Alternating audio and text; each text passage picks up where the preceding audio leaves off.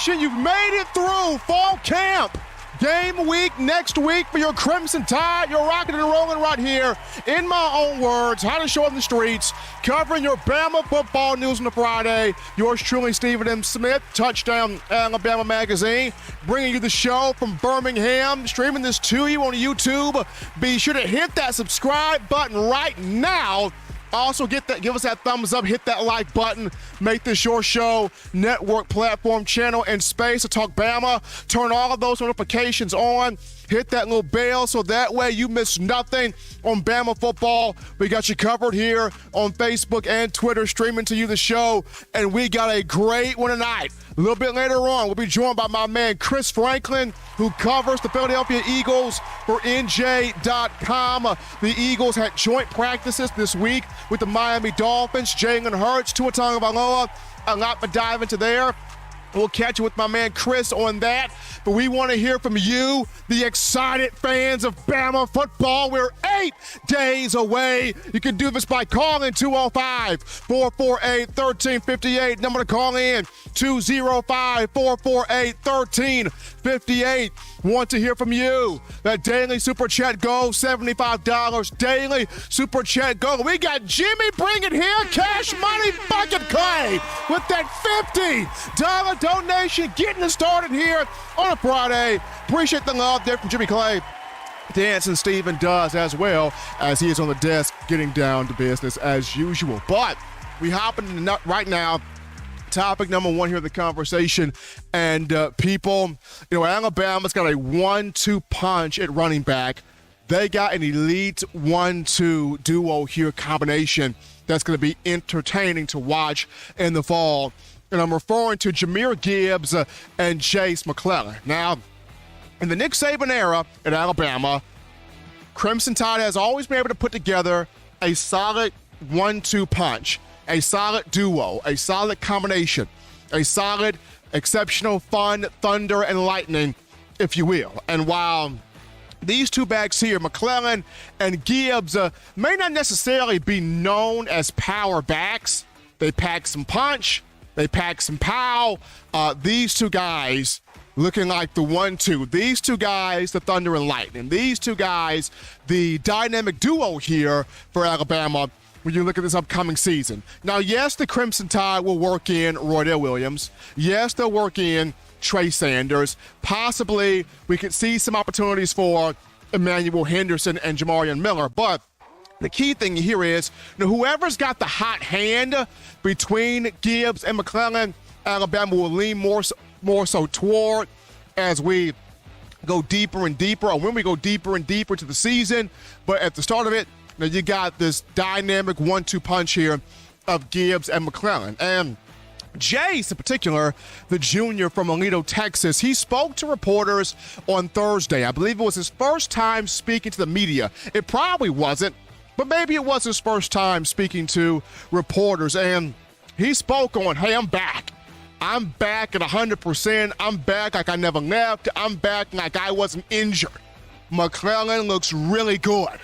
He went through a grueling rehab process with Coach Jeremy Giselle, who is the director of rehabilitation at Alabama. Of course, Coach Giselle and Coach Jeff Allen, head athletic trainer, sports doctor, team doctor, they work closely with each other. When he was not doing the rehab, McClellan was with Brad Lester, former Auburn standout, who has the Speed Genius facility over there in Atlanta. And Jase was getting work done there, but he says he's back at 100%. And he described the moment he knew he was back, and that was during the second scrimmage. He was able to maintain his balance, have his footing, be explosive, go through the movement. He just felt like, I'm back to where I once was. Able to move, able to cut, able to have a burst, able to be explosive, able to catch the ball out the backfield, able to be agile. He felt like, okay, I'm old me again. I'm moving, I'm cutting, I'm working, I'm gliding, like I'm old me again. And Coach Saban actually said these words prior to McClellan confirming them, talking about how during the second scrimmage, Jase was able to make a lot of guys miss, looked very explosive, broke a lot of tackles, got the speed, got the versatility. So Saban was very pleased to see McClellan back to his pre-injury form there. And this is big because, like I mentioned, you don't necessarily think of Gibbs and McClellan as power backs, but McClellan talked about it. Gibbs brings the speed. I add the power. And just hearing Jay say that has me really excited about this season to see how these two will complement each other, how these two will enhance each other, how these two will make each other better as players, because we know what they can give us as receiving options. We know they have burst and acceleration and speed hitting the holes, and once they reach that second and third level of a defense, they're gone. And we know these guys can do just different things as players, but to see how they will complement one another in terms of how it relates to being on the field, that's going to be fun to watch. And like I mentioned, since 2008, Alabama's had some fun 1-2 punches at running back. 2008, we all remember Glenn Coffey and Mark Ingram. That was great. It was outstanding. 2009 to 2010, we remember Mark Ingram and Trent Richardson. Boy, that was phenomenal. 2011 gave us Trent Richardson and Eddie Lacy. 2012 gave us Eddie Lacy and T.J. Yeldon. 2014 gave us T.J. Yeldon and Derrick Henry. And then 2015 throughout, you just had kind of just multiple guys just in there. I know 2015 was one of the outlier years because Derrick Henry had to kind of do it all himself. And then last year, it was mostly Brian Robinson doing it all himself. I know 2020, Brian Robinson got some carries in there, but Najee Harris was kind of the main featured guy. So 2014 was kind of the last year where you had a true 1-2 punch versus everybody else just kind of just trying to rotate in multiple, 3 and 4 and 5 bags like it's been in recent years. So Alabama getting back to that true 1-2 punch, that true duo when you look at Jase McClellan and Jahmyr Gibbs. Gibbs has been phenomenal all offseason since he's been here. From spring ball, everybody's been talking about him. Now with McClellan back, full strength, full go, full health, feel like myself again, 100% going to be outstanding to watch with these two do here coming up in this season, which begins next week for your Crimson Tide. We take our first break here on the show. On Touch That Dial, we're just getting started. Upon our return, we sit down with my man, Chris Franklin of NJ.com and talk about the Philadelphia Eagles in the joint practice with the Dolphins. How's Jalen Hurts looking? How's Devontae Smith looking? We'll get to it after this.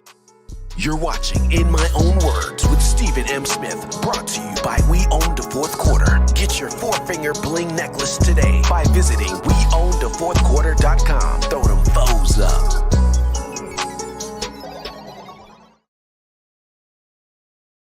Nine players have teamed up and released the Alabama Team Paper, which is a video yearbook they've put out for sale direct to fans. Now, for the first time, small dollar purchases from the fans can support the players as a group as well as a great cause, because $1 of every subscription payment is donated to the Boys and Girls Club of America. Be a 5-star fan base and support your team and a great cause with Team Paper. Check it out at teampaper.com/Alabama.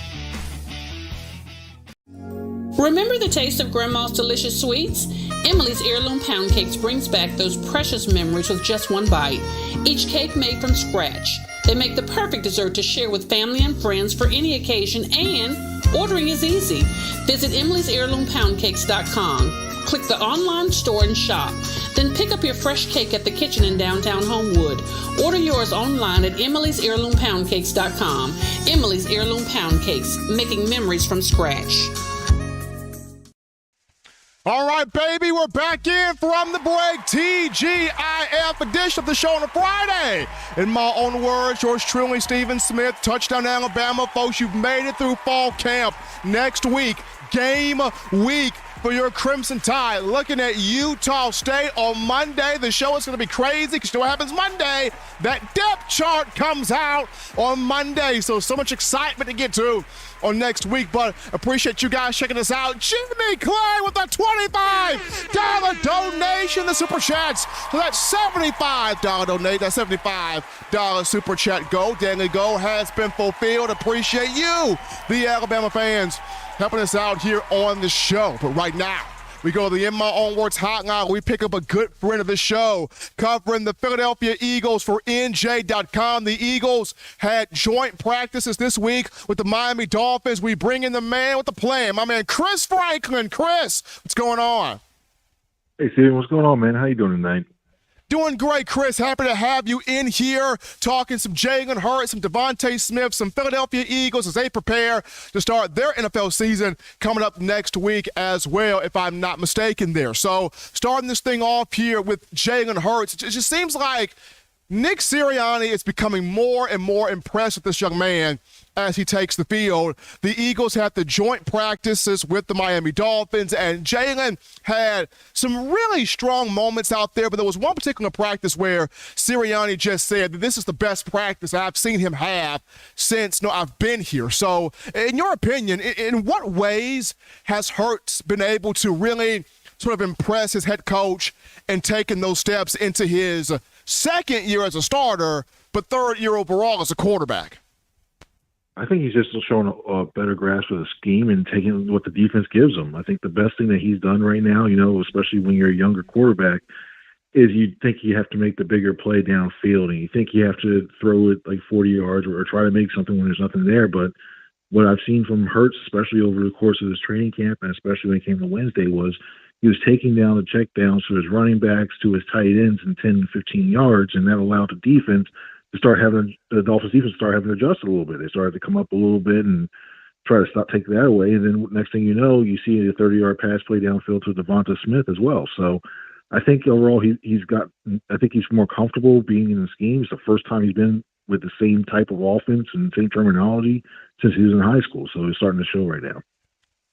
Absolutely. So, Chris, as we look at just now, just the Eagles in particular with Hurts, what is Philadelphia lacking right now that maybe is keeping Jalen Hurts from taking that next possible step there? Because I know during the joint practices there were some issues there with the offensive line, guys banged up, guys injured, and what have you. But just in your opinion, do you see anything that could maybe hinder Hurts from taking that next step there that he wants to take in terms of proving the critics wrong?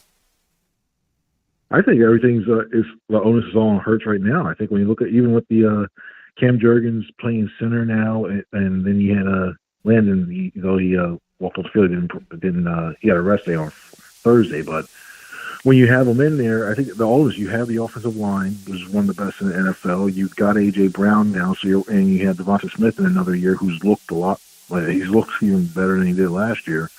And you had the tight end stuff. And they got the running backs getting interchanged. So I think all the pieces are there. Now it's just up for Jalen to show that, hey, you know what?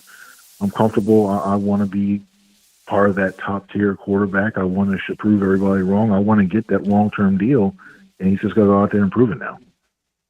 Has to go out there and prove it. We got Chris Franklin of NJ.com covering the Philadelphia Eagles if you're just checking out the show here on a Friday. So, Chris, as we move you to the wide receivers, you brought up Devontae Smith, and I know he's got the addiction with the Wawa sandwiches. He talked about that. But he has seemed to bulk up. He seems to have bulked up his body a bit more. I mean, what has impressed you with how he has gone about making even more improve? I mean, he had a great rookie season, but what has impressed you about this training camp he's been on, the joint practices he's had, and getting ready for year two as a pro?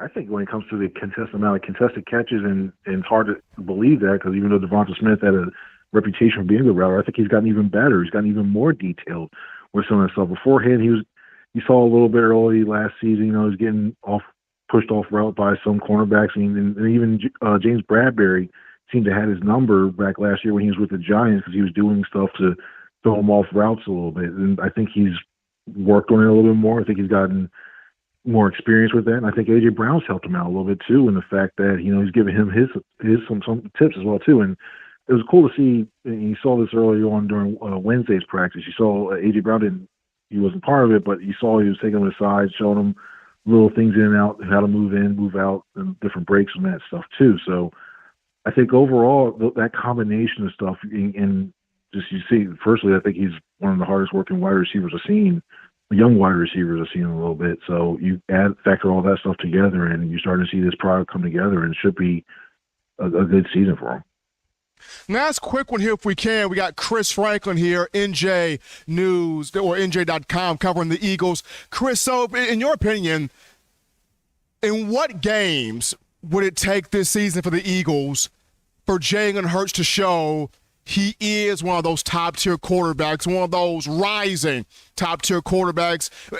Are there a few games that you will have your eyes on this season where you're thinking Jalen Hurts has got to ball this game if he wants to show the nation he's a top-tier quarterback?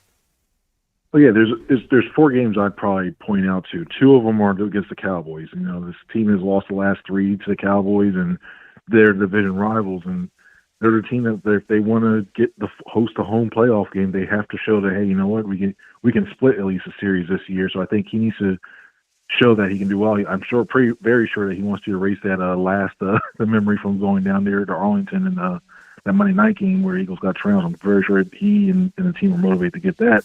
But then there's a stretch in, I believe it's November, December, where they have to play the Packers and they have to play the Titans, and you got 2 teams you want to see head to head. You're going against probably one of the top 2 or 3 quarterbacks in Aaron Rodgers. You want to see how he matches up. You're basically going to put a lot of points on that board because Aaron Rodgers is absolutely really good, even if Devontae had. Yep. And then you have the Titans, who themselves the former number 1 seed. I think that's going to be tough too. So those are 4 games I'm looking at. He is Chris Franklin, folks, covering the Philadelphia Eagles for NJ.com, talking some Jalen Hurts, Devontae Smith, and the games he wants to see Hurts really dominate in to show he could be a rising, emerging top-tier quarterback in the NFL. Chris, as always, man, we appreciate you taking time to be with us, man. Take care of yourself, be good, and enjoy the Eagles football this season. Thanks, man. You have a good weekend now, Steven. Enjoy the Alabama stuff. Absolutely. Chris Franklin, NJ.com, talking those Eagles, Jalen Hurts, Devontae Smith, among other things. We're going to go to a break right here, folks. Don't touch that dial. When we come back, we're going to you. Get to those phone lines, ring those phones. We're taking your conversations, your calls up next. Game week is next week. Get fired up about your Tide. We get to you after this. Don't touch that dial. Call in right now as we're taking your calls up next on In My Own Words with Stephen M. Smith. Brought to you by We Own the Fourth Quarter. Visit WeOwnTheFourthQuarter.com now to get your 4-finger bling necklace.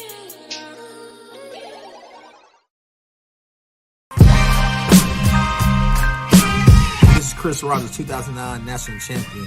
You are listening to the baddest, when I say the baddest, sports show in the state of Alabama.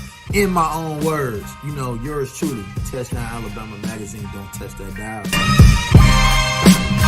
Every sports fan deserves the proper representation. Whitwell Sports introduces to you the Title Towel. Wave that Title Towel in the air like you just don't care in support of Nick Saban and the Alabama Crimson Tide. Only $9.99 and it lasts a lifetime. Head on over to WhitwellSports.com and get your Title Towel today.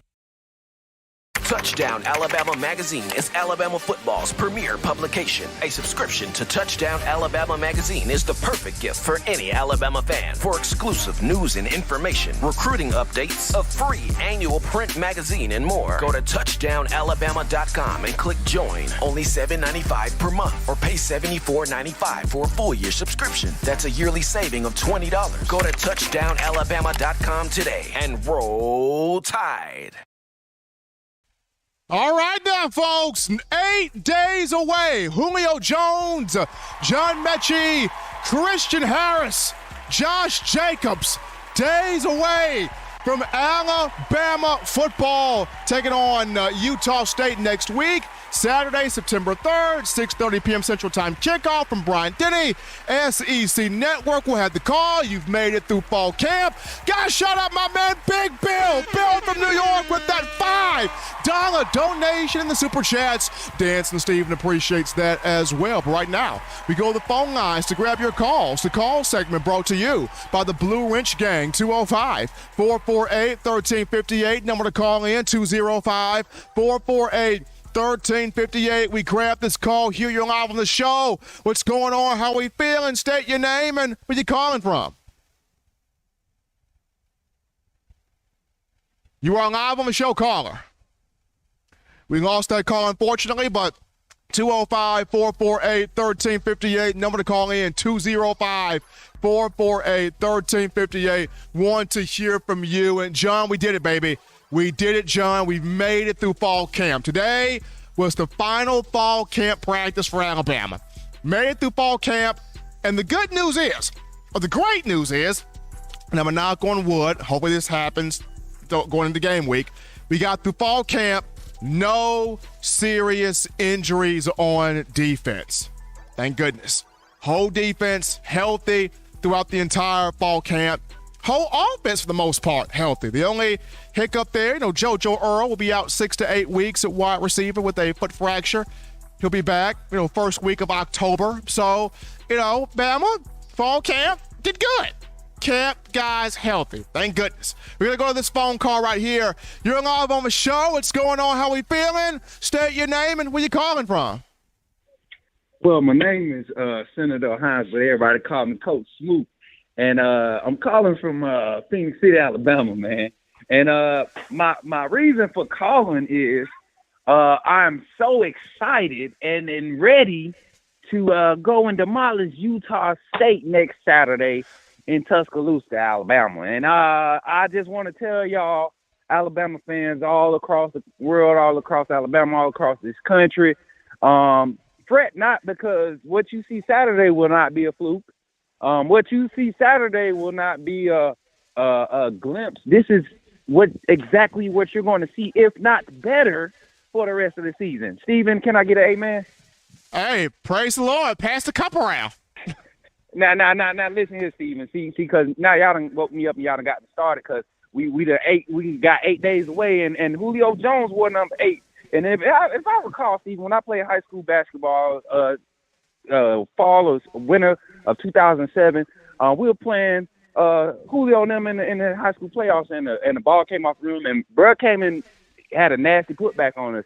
I feel like that's what we about to do to college football this year. We're going to show out like Julio did against my squad in the state basketball playoffs. And we're going to have a putback season. Like, I promise you. Steven, I feel like this team is so dedicated to proving to themselves, not to the country, but to themselves, that they are going to be the best team under Nick Saban ever, under best team in Alabama history. I think this team can do it. The defensive stats that Georgia set last year, I believe our schedule is set up for us to be able to compete with those numbers this year. Offensively, I don't think it's going to take long for our wide receiver group to get up to speed and be the next four horsemen group. I don't think the offensive line going to struggle. I think we have just enough questions to where when they come out and dominate, it's going to be surprising to some. But anybody that knows football know how Alabama recruit when it comes to those trenches. So I'm excited, Steven. I'm excited like no other, man. I promise you. And I'm just glad to see that, just like you said a couple weeks ago, everybody stay calm with the recruiting. That 2023 class that we got coming in, we about to turn some more heads. I've been hearing some crazy news, Steven. I don't see how all these guys are going to come to Bama and stay, honestly. That's the only thing bad about dominating recruiting. You just wonder how all this talent is going to come at the same time and stay and really fulfill what their goals and aspirations are, and that's to get on the field. You don't have a lot of 5-star, 4-star guys that want to just come and go to school. So I'm just excited, Steven. It's kickoff next week. Man, I don't know what else to say. I'm just excited. I appreciate y'all taking my call, man. Shout out to the Blue Wrench gang, man. Roll Tide, everybody. Next week, we're going to get into all the good football talk. We're going to break it down some more, Steven. I already know you got the lineup. And, man, I'm happy, bro. Roll Tide, man. Have a good night. Absolutely. Senator Hines calling in, getting us started here on a Friday. And what has me excited right now, Eric Wolford. I mean, Coach Saban made tremendous hires this offseason. Joe Cox has been great with tight. Awesome. Travaris Robinson with cornerbacks, knocked down the park. Coleman Hutzler with outside linebackers and special teams, he's been A1. But Eric Wolford has been the name Saban's talked about all off season long. This dude got this offensive line ready. This is a nasty, mean, junkyard dog offensive line. Watching Eric Wolford, I'm getting vibes of Joe Pendery. I'm getting vibes of Jeff Stoutland. This is awesome. I mean, Saban has been talking about Wolford throughout the entire fall camp. Tremendous hire by Alabama. This guy, outstanding. I mean, I can't even have an adjective right now to describe him. That's how good Eric Wolford has been as an addition here to Alabama in terms of the offensive line. But you guys continue to get your thoughts in here. 205-448-1358. That's 205-448-1358. Kind of cool little topic right here. Desmond Howard, former college football, great Michigan alum, Heisman Trophy winner in his heyday. He is continuing the build-up to the Alabama-Texas A&M matchup, which is set for Saturday, October 8th in Tuscaloosa. Desmond Howard today was on ESPN's Get Up. And the question was, which team poses the biggest threat to Alabama? Which team is the biggest threat to the Crimson Tide's national championship hopes and dreams? And some people felt like, Desmond Howard, being a Big Ten guy, he would choose Ohio State, right? He does not. He says Texas A&M is the biggest threat. And the reason why, he said, Texas A&M knows they can beat Alabama. They know they are mentally better than Alabama in the trenches. They know that it brings up, Devon Achane, their running back, who, Desmond Howard says, home run hitting back, can beat you between the tackles, can beat you on the perimeter, can beat you in the passing game, can beat you in a variety of different ways. And then he said all that stuff that Nick Saban said about Jimbo Fisher is going to add more fuel to the fire. So according to Desmond Howard, he's saying Texas A&M, the biggest threat to the Crimson Tide. Boy, this October 8th matchup can't get here fast enough because I remember Will Anderson, Bryce Young, and Jordan Battle said at SEC Media Days in Atlanta that business will be handled on October 8th. All three of those young men, they heard the comments Jimbo Fisher said about their coach, 7-time national champion Nick Saban. And all three of those men, business will be handled on October 8th. People, get your popcorn ready for that day right there. But we're going to take another break here, folks. Don't touch that dial because upon our return, I'm going to get into this. There was an argument, there was debate that happened on an ESPN show, and one guy just said that Nick Saban is not the GOAT of college football. I'm about to react to his statement. You don't want to miss it. Be back after this.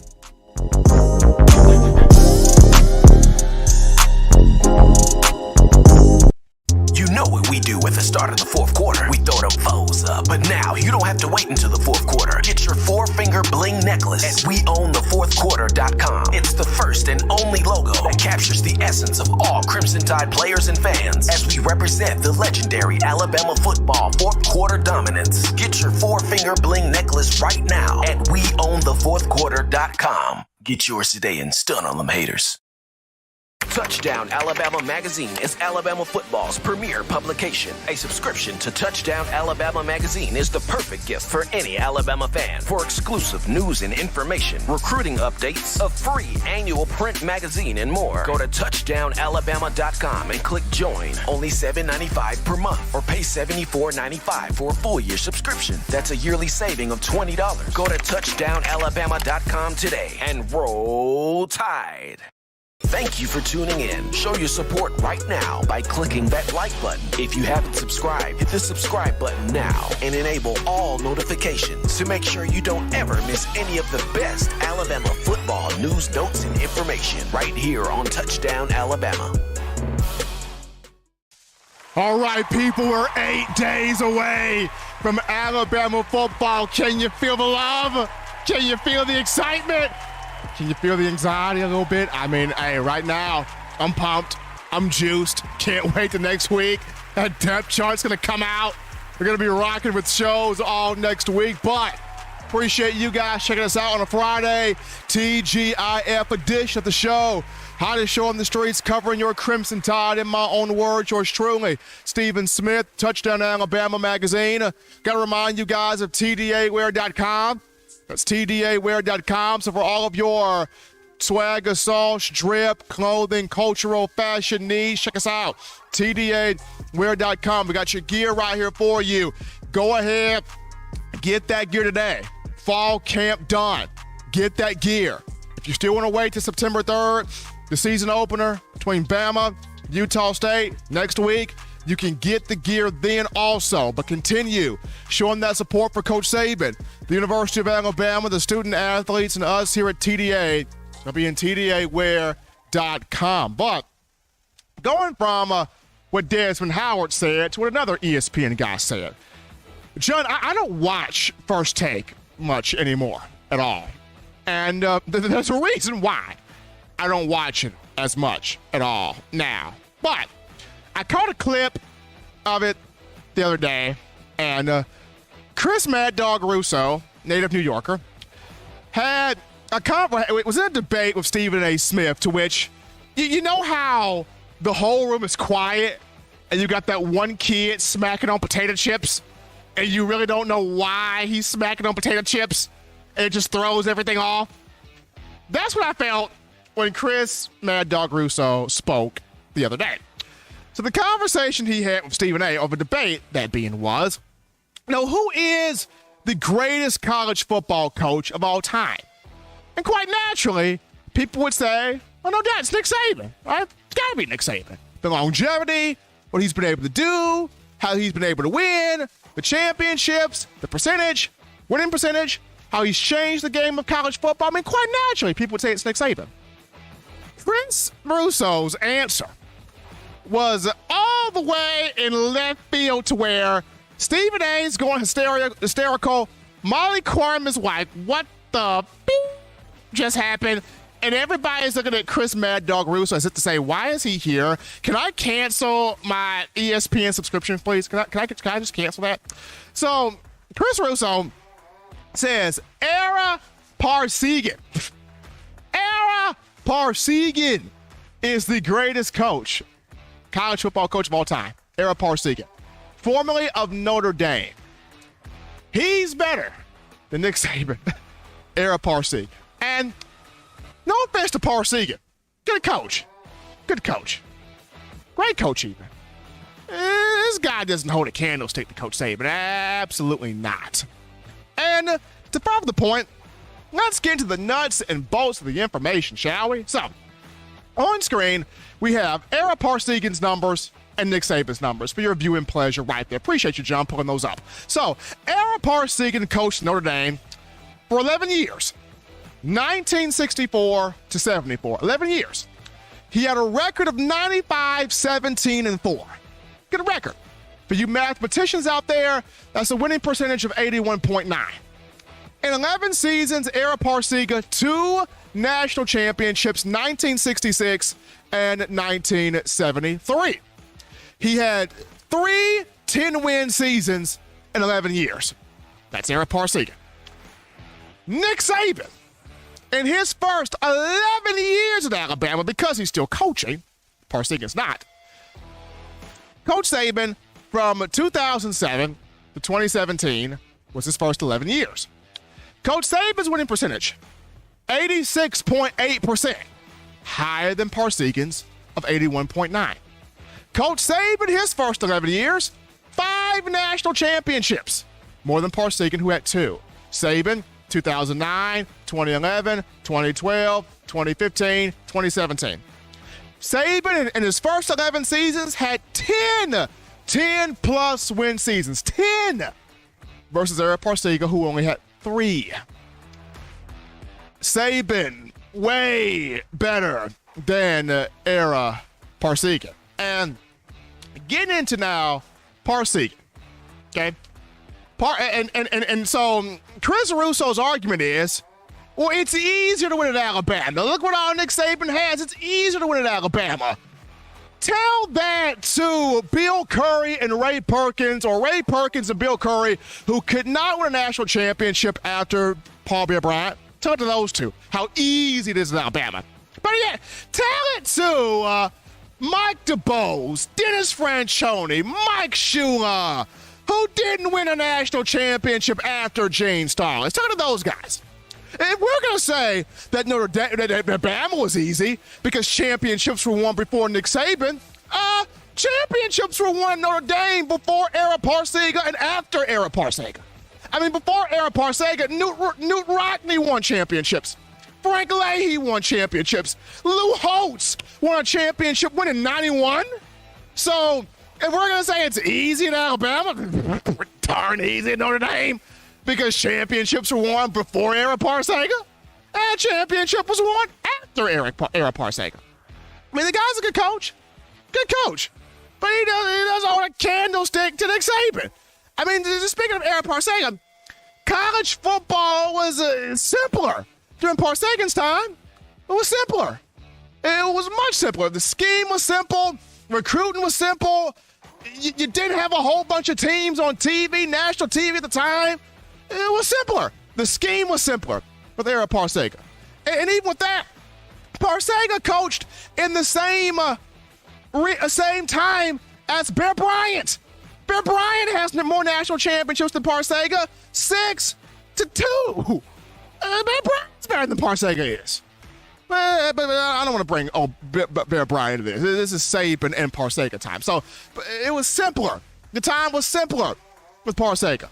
And the pressure of being at Notre Dame was so huge, Parseghian retired after 11 seasons and never coached football again.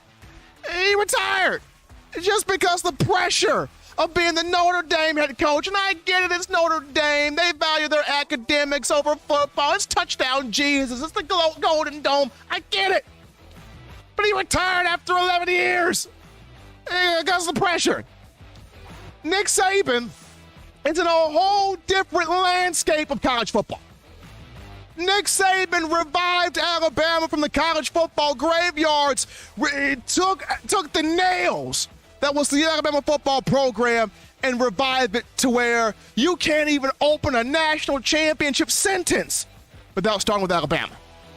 Prior to Nick Saban, Alabama endured sanctions, Alabama endured scandals, Alabama endured loss of scholarships, Alabama endured 6 seasons of losing to Auburn, Alabama endured a lot before Nick Saban got this thing rolling here in 2008. And in today's college football climate, you're dealing with recruiting is way different than what it was back then. Way different now. You're dealing with recruiting. You're dealing with losing coaches out. You're reshuffling your staff every year. You're dealing with losing players to the NFL draft and retooling players every year. You're dealing with the transfer portal every year now. Now here's NIL. You got that monster to deal with. And Saban, like a chameleon, has adapted, adjusted, redefined himself every single year. Parseghian quit because the pressure too much. Nick Saban, I love the pressure. It makes me younger. Saban told ESPN Chris Gallo today, I'm a young man. I feel like a young man. And he turned 71 Halloween of this year, and he intends to coach to the remainder of his contract extension, which is to 2030. Saban has been here darn near 2 decades. He enters his 16th season just at Alabama. His coaching tenure alone, a long list of years where he's been at. And Chris Russo, Ara Parseghian, better than Nick Saban. Oh my gosh. Nick Saban has changed everything about college football. It's gotten to a point where people are waiting. Will he leave yet? Will he retire yet? Is he going to go now? Can he please leave now? Tired of seeing Nick Saban. You got coaches telling recruits, Nick is going to retire soon. He's going to retire soon. Why? Because they're tired of seeing Saban on top. And Saban just keeps saying, no, I love it here. More challenges, more intensity. Bring me more. It makes me younger. I'm not going nowhere. Young 70. Nick Saban. More championships than Parsagan. More longevity than Parsagan. Better winning percentage than Parsagan. More 10-win seasons than Parsagan. And he's mastered all the forms of college football. Parsagan, once Notre Dame got too tough, left. Never coached again. He's good. But he does not hold a candlestick at all to Coach Saban. Chris Russo. Oh, my word. Wow. But, folks, as always, I had to get that off my chest. But as always, you want the best in news, notes, information, entertainment here on your favorite program. That being Alabama football. You can get this by accessing the Touchdown Alabama Magazine app. You download the app from the iPhone App Store if you're rocking Team Apple, Google Play Store if you got the Android phone.